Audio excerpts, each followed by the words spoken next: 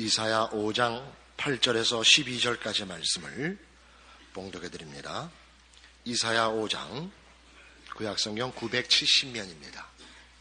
이사야 5장 8절에서 12절까지의 말씀입니다. 가옥에 가옥을 연하며 전토에 전토를 더하여 빈틈이 없도록 하고 이 땅 가운데서 홀로 거하려 하는 그들은 화 있을진저. 만군의 여호와께서 내 귀에 말씀하시되 정령이 허다한 가옥이 황폐하리니 크고 아름다울지라도 거할 자가 없을 것이며 열흘가리 포도원에 겨우 포도주 한 바트가 나겠고 한 오멜지기에는 간신히 한 에바가 나리라 하시도다. 아침에 일찍 일어나 독주를 따라가며 밤이 깊도록 머물러 포도주에 취하는 그들은 화 있을진저. 그들이 연회에는 수금과 비파와 소고와 저와 포도주를 갖추었어도 여호와의 행하심을 관심치 아니하며 그의 손으로 하신 일을 생각지 아니하는도다. 오늘 우리의 본문은 이사야 5장 8절에서 끝절까지입니다마는 너무 길어서 12절까지로 잘라서 봉독해드렸습니다. 이 8절에서 끝절까지 여섯 번에 걸친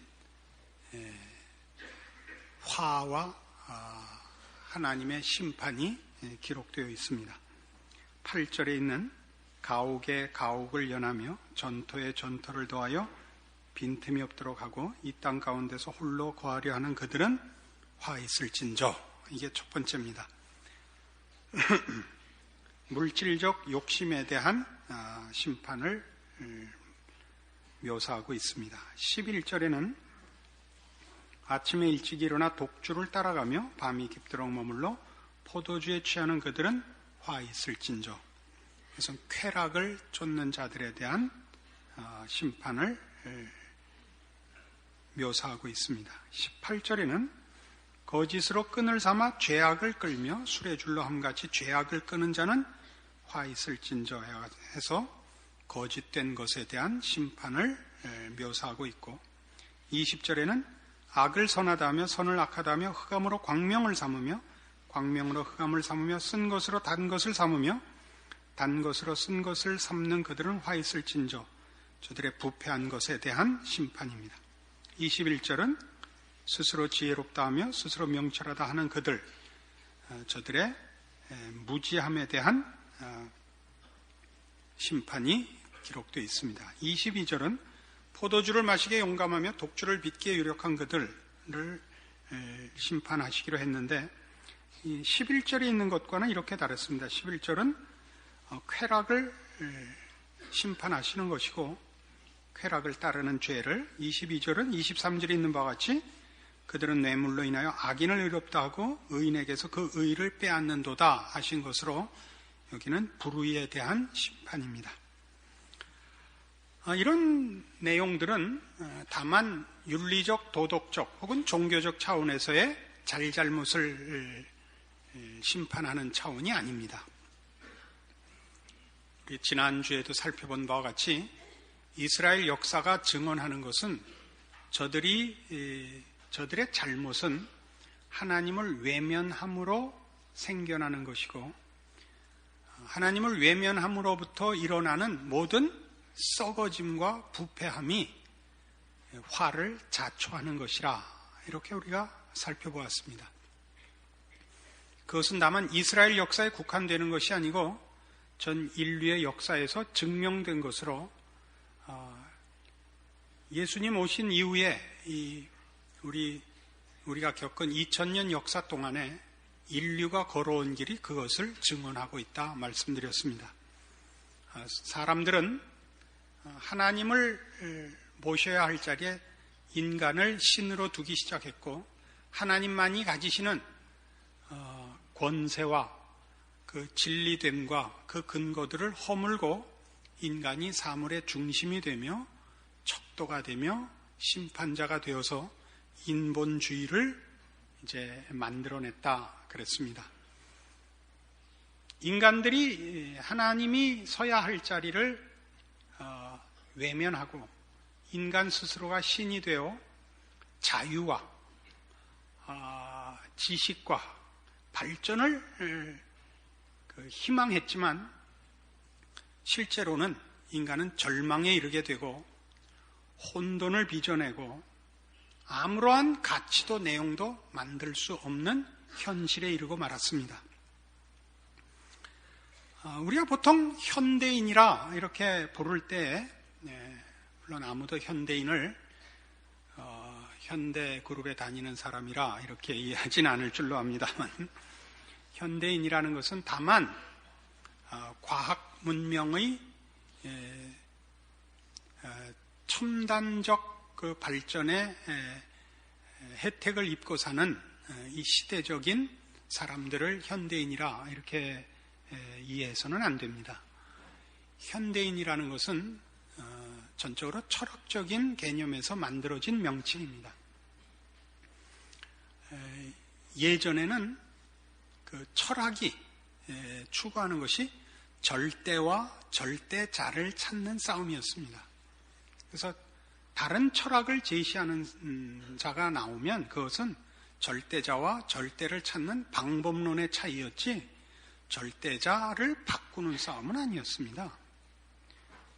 그러나 칸트 이후에 칸트가 순수 이성 비판을 발표하여 인간의 이성은 초월을 감지할 수 없다라는 걸 밝히고, 그래서 그 후에 철학은 철학의 고전적인 싸움을 중단합니다. 그래서 헤겔에 이르러 이제 절대를 찾는 싸움은 없어지고 상대화되고 종합되기 시작합니다. 그래서 변증법에 이르죠. 정반합인데 발을 정자, 반대할 반자를 합쳐서 이제 진화하는 이런 식의 철학이 되고 말았습니다. 이걸 우리는 반철학이라고 부릅니다. 철학이기를 거부하고 포기한 철학이다, 이런 뜻입니다. 그러니까 헤겔의 변증법에 있어서는 절대는 없는 것입니다. 진화되고 그리고 어디로 진화할지는 아무도 모르게 되었습니다. 그래서 현대인이란 뭐냐 하면 이런 절대적 근거와 절대적 가치를 찾을 수도 만들 수도 확인할 수 없는 절망한 시대적 인간들을 현대인이라 이렇게 철학적으로 명명하는 것입니다. 현대인들은 절망한 사람들이요, 고독한 사람들이요, 불안한 사람입니다. 그래서 여러분 그 예전에 젊은 시절에 읽었을 카프카의 변신 같은 작품이 탄생한 것입니다. 어느 날 아침 깨어보니까 주인공이 큰 벌레가 되어 있는데 본인이 벌레가 되어서 인간이 사람이 아니고 벌레가 된 걱정은 안 하고 출근할 걱정, 직장에 가서 일할 걱정을 하고 있는 자신을 발견하고 놀라는 내용입니다. 인간은 거대한 기계 문명 속에 갇혀버리게 되고 기계론적 인과율에 갇히게 된 것입니다. 인간은 거대한 기계 문명의 부속품이 되었고 기계론적, 과학적 인과율을 벗어난 가치와 어떤 내용도 창출해내지 못하는 비참한 존재로 전락한 것입니다. 인간이 가진 이성이나 인간이 가진 어떤 인격도 그 이상의 가치를 가질 수 없게 된 것은 하나님을 떠난 탓인데, 인간은 더 많은 자유와 더 많은 가능성을 향하여 신을 부정하고 자유를 찾아 뛰어나갔지만 결국은 스스로 파멸에 이른 것을 발견한 것입니다. 또 유명한 소설 중에 까뮈의 이방인이 바로 그것입니다. 인간은 아무런 절대적인 근거도 가치도 찾을 수 없어서 햇볕이 너무 강렬하여 살인을 저지르고만 어떻게 살아야 할지 모르는, 무엇이 올바른 방향이고 기준이고 가치고가 없는 이방인을 그려내고 있습니다. 이런 절망한 인간상을 우리는 현대인이라고 부릅니다. 그런 차원에서 세대차라는 것이 생겨났습니다. 세대차라는 건 바로 이 절망에 이른 현대인과 그렇지 않은 구세대 간의 이 간격입니다. 우리는 세대차를 조금 다르게 피상적으로 이해해서 요즘 젊은 것들과 대화가 안 되는 것 정도로 치부하는데, 그것보다는 훨씬 더 근본적인 갭을 말합니다. TV에서 어느 웃기는 프로에 이런 게 나왔습니다. 10대, 20대, 30대, 40대에 말하자면 세대차 구별을 이렇게 했습니다. 10대 휴대폰 갖고 얘기합니다. 휴대폰으로 컴퓨터를 한다. 20대 문자 메시지를 주고받는다. 30대 또 30대 기억도 안 나. 40대 여기가 아주 재밌어요. 지금까지 한 얘기가 무슨 얘기인지 하나도 모른다. 50대는 등장하지도 않아요. 이런 걸 세대 차이라 그러지 않습니다. 이건 이제 문명의 이기에 어느 만큼 숙달해 있느냐의 문제이지 그런 건 아닙니다. 세대 차라는 것은 조금 전에 얘기한 현대인들과 그렇지 않은 인간들과의 차이입니다. 즉 절대가 있다고 믿고 절대적 가치관을 알던 모르던 습관적으로 지키고 있는 자들을 구세대라고 하고, 그것이 없다라고 선언하고 절망에 빠진 현대인을 자처하는 자를 신세대라고 하는 것입니다. 그러니까 이 세대차가 왜 생겨났냐면, 이런 철학적 흐름이 여러분 사실은 모든 학문에 파급이 되어서 지금은 철학이라는 것이 절대 좌표의 중심에 서 있질 않고 모든 것이 다 상대화되고 파편화되어서 철학이 그냥 철학이 아니고 경영 철학, 교육 철학 이렇게 다 찢어지고 말았죠.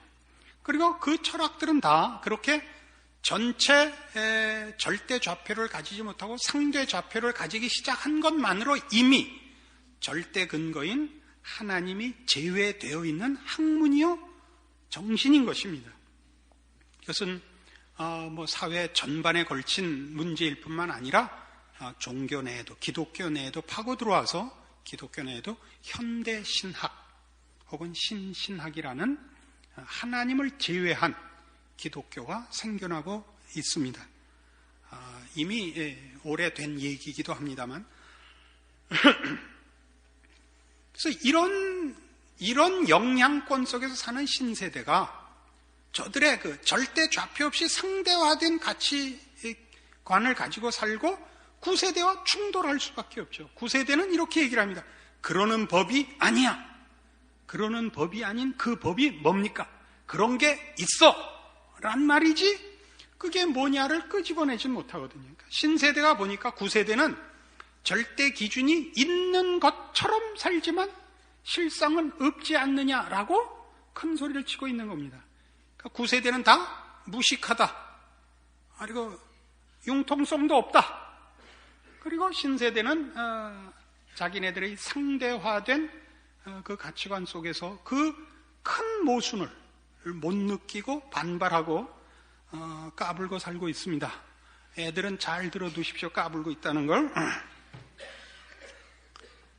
그래서 이 인간이 자초한 이런 혼돈과 황폐함과 공허함, 인본주의로 근거를 삼음으로 자초한 이 황폐함 속에 인간은 아무런 무엇도 근거할 수도 만들어낼 수도 없게 되었습니다. 그 빈자리를 뭐가 밀고 들어왔느냐? 물질적 풍요라는 저급한 가치의 내용이 파고 들어왔습니다. 이것과 같습니다. 여러분, 시한부 인생을 살게 되거나 희망이 없게 되면 어떻게 됩니까? 자폭하게 되지 않습니까? 마지막으로 하고 싶은 거나 하다 죽자. 참새가 죽어도 짹한대는데 마지막으로 하고 싶은 거나 하고 죽자가 됐습니다. 실제로 인류는.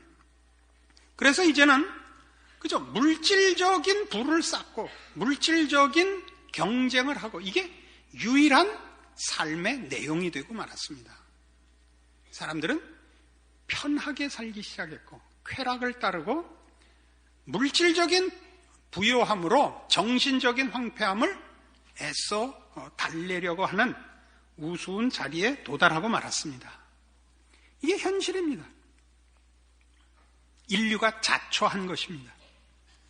바로 이런 시각에서 성경의 요구들은 그러니까 뭐가 잘한다, 잘못한다를 얘기하는 것이 아니고 무엇이 법이고 무엇이 도덕이다가 아니라 인간에게 이렇게 묻고 있는 것입니다. 뭐가 인간다운 것이냐? 인간이 그 생명을 놓치고 썩는 것이 어디 하나 가치 있고 봐줄 때가 있단 말이냐? 이렇게 묻고 있는 게 성경입니다. 그러니까 성경이 요구하는 모든 신앙적 요구들은 그것이 윤리적, 도덕적 차원에서 요구사항이 아니고 참다운 생명의 생명됨을 지켜야 할 것, 생명의 아름다움과 부요함에 관한 권면입니다. 그러니까 기독교 신앙을 법이나 규칙이나 규범이나 무슨 하다못해 복이나 옳고 그르다는 차원에서 이해를 하는 것은 사실은 많이 무식한 것입니다. 에베소서 4장에 찾아가 보십시다.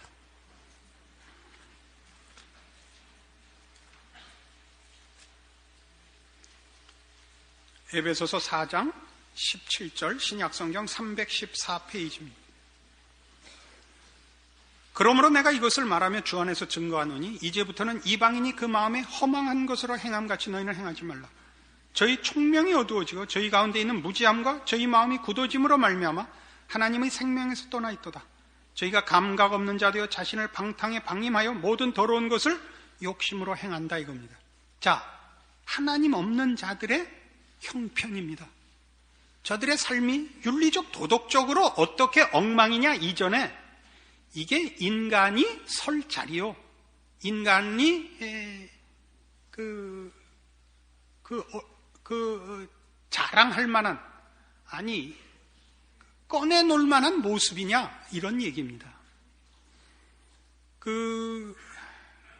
이제 악에 물들어서 그 악한 일을 하는 사람들을 보면 그 표정이 인간의 모습이 아닌 것을 여러 번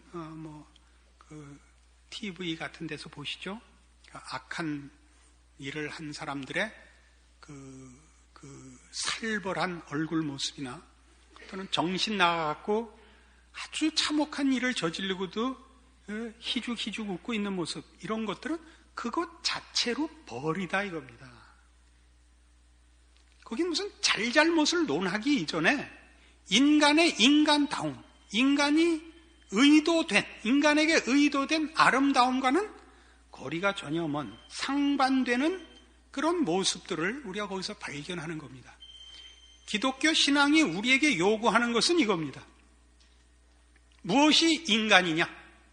하나님의 형상으로 지음을 받은 참다운 인간의 모습이 뭐냐?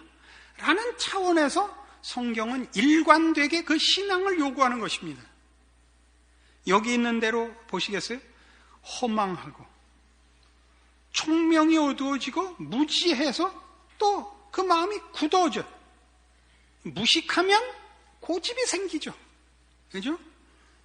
옆 사람 쳐다볼 거 없어요. 감각 없는 자 되어 자신을 방탕에 방임하여 모든 더러운 것을 욕심으로 행한다. 더러운 것이 욕심이 되는 거 얼마나 참혹한 거예요.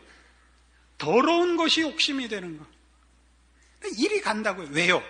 그는 줄기에서 끊어져 나간 가지인 것입니다. 말라버린 가지입니다. 거기에 무슨 싹이 나겠어요? 거기에 무슨 열매가 맺히겠어요?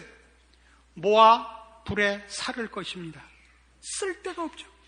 참으로 하나님 없는 인생은 참혹하고 비참합니다. 더럽습니다. 그러나 죄 지은 인간은 이쪽을 좋아합니다. 우리는 세상으로부터 끊임없이 이 더러움에 참여하고 더러움을 경쟁하라는 유혹을 받습니다. 예수를 믿는 가장 우선적이고 가장 본질적인 보상이 뭔지 아십니까? 거룩해지는 것입니다. 인간의 참다운 아름다움을 보는 것이죠. 그것만으로 더 이상 다른 요구를 할 필요가 없습니다. 우리는 지금 우리나라 건국 이래, 단군 이래 최고로 경제적으로 잘 사는 시대에 속하고 있습니다. 그래서 여러분 행복하십니까? 어디 만족이 있으십니까? 우리 한참 못 살던 40년 전, 60년대의 그 고달팠던 시절보다 지금이 더 사람의 정신들은 더 황폐화되고 있지 않습니까? 누구 믿고 사귀는 친구가 어디 있으며, 누구 찾아보고 싶고 마음에 소원하는 우정이나 신뢰나 행복이 어디 있습니까? 끝없는 경쟁에 시달리고 있고, 끝없는 열등감에 시달리고 있고, 매일매일 악을 쓰고 살아야 되고, 그리고 허망한 허영을 부리는데 익숙해져 있습니다. 물론 언젠가도 설명드린 것처럼 기독교 신앙이라는 것이 금욕을 요구하는 것은 아닙니다. 우리는 잘 살 권리가 있습니다. 우리는 좋은 집에 살 수 있고, 좋은 차를 탈 수 있으며, 좋은 옷을 입고 좋은 것을 먹을 수 있습니다. 그건 다 하나님이 주신 복입니다. 그 복이 진정한 복의 액세서리여야 됩니다. 그것이 본질이어서는 안 됩니다. 그것이 메인 디쉬여서는 안 됩니다. 귀국한 지 얼마 안 돼서 자꾸 영어를 쓰는 것을 용서해 주십시오. 그것이 주 메뉴여서는 안 됩니다. 근데 그것밖에 없지 않습니까? 그것밖에. 이건 오늘날 우리 인류가 도달한 하나님을 외면하여 자초한 현실을 어디에서 무엇이 잘못됐는가를 가장 잘 나타내주고 있는 증거들입니다. 그러나 우리는 여기서 몸을 빼지 못합니다. 여기가 싸움거리입니다. 여기서 몸을 빼셔야 됩니다. 정신을 빼셔야 됩니다. 여러분 보고 청빈하게 살려는 거 아닙니다. 잘 사십시오. 행복하게, 부유하게 사십시오. 그러나 그 부유함이 근본적으로는 하나님을 아는 것이요, 하나님으로부터 공급받는 의와 진리와 거룩이어야 합니다. 그것만 있으면 나머지 것들은 사실은 상관이 없습니다. 이 행복과 이 승리가 여러분에게 있으셔야 합니다. 빌립보 3장에 가보시겠습니까? 에베소서 다음이 빌립보입니다. 빌립보서 3장 18절 봅시다. 내가 여러 번 너희에게 말하였거니와 이제도 눈물을 흘리며 말하노니 여러 사람들이 그리스도 십자가의 원수로 행하느니라. 저희의 마침은 멸망이요 저희의 신은 배요 그 영광은 저희의 부끄러움에 있고 땅의 일을 생각하는 자라. 자, 이 하나님 모르는 세상 사람들의 삶의 모습과 그 생각을 보십시오. 그 영광이 저희의 부끄러움에 있습니다. 우리 요새 정치판이 제일 개판이니까 얘기입니다만은, 그 사람들은 어쩌면 저렇게 뻔뻔스러울까 그런 생각이 들죠. 그리고 슬며시 나도 성공하려면 저걸 배워야겠구나가 된단 말이에요. 우리가 우리 자녀들한테 가르치는 거예요. 너 엄마 그렇게 해갖고 어떻게 세상을 살라 그래? 이거란 말이에요. 우리가 우리 자식들에게 뭘 가르쳐요? 세상에서 소용 있는 것 가르치고 하나님의 사람으로 소용 있는 것 안 가르친단 말이에요. 우리 벌써 이 교육자들은 집안 분위기가 달라요. 그거 아세요?